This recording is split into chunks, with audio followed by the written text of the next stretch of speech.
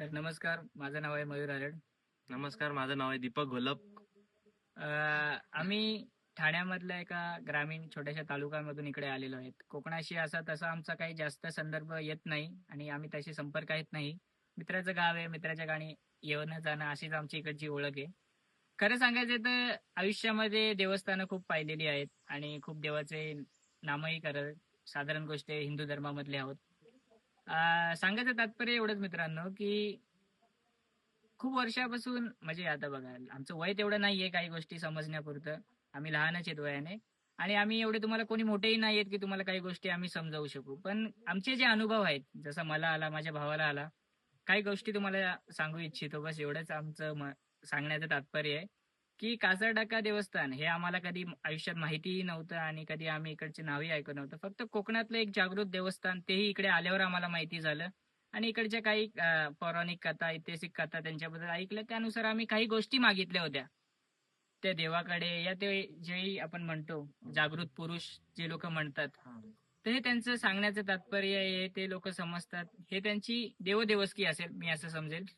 बघा, आम्ही एक वेगळ्या कारणास्तव आलो होतो. आम्ही एका वेगळ्या कारणास्तव आलेलो. आमचं या म्हणजे गोष्टींमध्ये एवढं म्हणजे माहिती नव्हतं या गोष्टी. फक्त सांगायचं तात्पर्य एवढंच मी म्हणेल, तुम्ही कोकणामध्ये येता, आता कोकणामध्ये तर सहज कोणीही जाऊ शकतो आताच्या घडीला. फक्त एवढंच जे तुमच्यासारखे माझ्यासारखे जे नवीन पिढी आहे, कुठेही, कारण बघा कोकणामध्ये देवदेवस्की जास्त आहे, त्यामुळे कुठेही काही मागतायच्या आधी आणि कुठेही जाण्याच्या आधी 4 गोष्टी त्याबद्दल माहिती करून घ्या आणि त्या जागेला भेट द्या.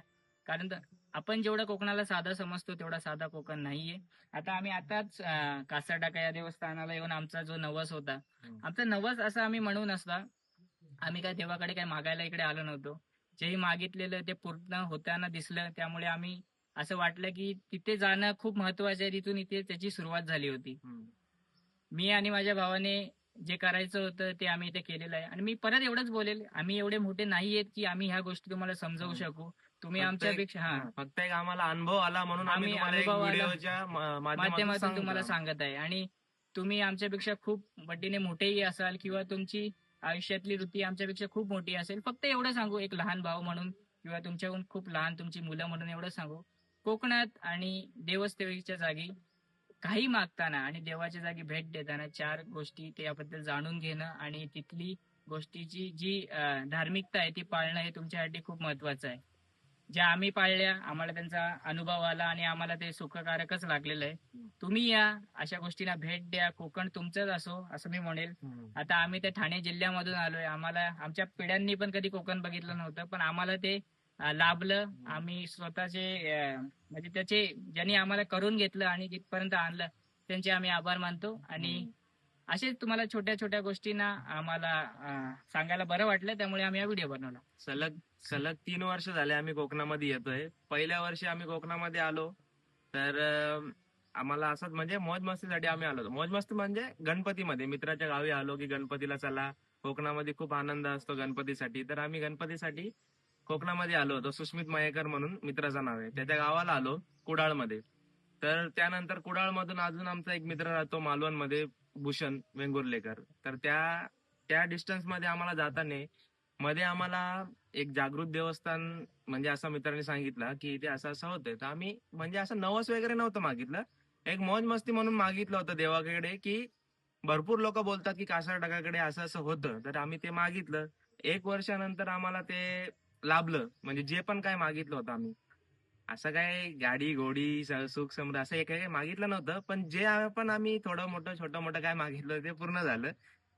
तर असा एक अनुभव होता आणि तेच आम्ही आज 1 वर्षानंतर ते आलो होतो फेडायला.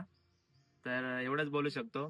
आणि आमचा अनुभव खूप चांगला होता. तुम्ही या इथे आणि फक्त कोकणात येताना कुठे काही तुम्ही काय मागताय काय बोलताय ते मागण्यासाठी जरा 4 गोष्टींचा आधी विचार करा. कारण कोकणात जेव्हा तुम्ही मागाल ना तेव्हा म्हणजे अजून आम्हाला असं पण अनुभव आहे की जर तुम्ही त्या त्या टायमाला बोललेत आणि त्या त्या टायमाला जर तुम्ही गेले नाही तर थोडासा तुम्हाला त्रास होऊ शकतो, हे आम्ही मानतो. हे त्याला पण माहिती आहे, हे मला पण माहिती आहे. आणि आम्हाला म्हणजे आम्ही मानतो म्हणजे आम्हाला स्वतःला आम्ही बोलल्यापासून आम्हाला 2 महिने तरी लेट झाला. त्याच्यानंतर 2 महिन्यामध्ये या आम्हाला जेवढ्या पण अडचणी आल्या ते आमचं आम्हालाच माहिती आहे. बाकी एवढंच बोलू शकतो मी. एवढंच मी सांगेल सगळ्यांना, जसं मी आणि माझ्या भावाने अनुभव तुम्हाला सांगितला. कुठेही जावा कोकणामध्ये तुम्हाला खूप सारे जागृत देवस्थानं भेटतील. कुठेही जावा, असं नाही की हसी मजाक म्हणून गेलो आणि काही गोष्टी मागितल्या. हे तुम्हाला आणि तुमच्या परिवाराला थोडं हे होऊ शकतं. म्हणजे पुढे जाऊन याचा त्रास होऊ शकतो. त्यामुळे आपल्या कुलदैवतानुसार जर तुम्हाला नाही काही गोष्टी समजत आहेत, तर त्या गोष्टीला तुम्ही हात प्रणाम करून पुढे निघून जावा. असं नाहीये की प्रत्येक गोष्टीला तुम्हाला समजून घेण्याचं तेवढी गरजच आहे. तुम्हाला नाही गोष्ट समजत आहे, तिला हात जोडा, त्याची रिस्पेक्ट करा आणि पुढे निघून जावा. बस एवढंच म्हणेल. कोकण तुमच्या सगळ्यांचाच आहे. जसं आम्हाला कोकणाने चान्स दिला तसं तुम्हालाही देईल आणि प्रत्येकाला देत राहिलाय. महाराष्ट्राचं आम्ही सर्व एक नागरिक म्हणून आणि महाराष्ट्रामध्ये हा स्वर्ग बसलेला आहे. या स्वर्गाला भेट द्या, या स्वर्गाची रिस्पेक्ट करा आणि काही गोष्टी, काही पौराणिक कथा जाणून घ्या आणि त्यानुसार तुमचं आयुष्याची सुरुवात करा. धन्यवाद. धन्यवाद. चला.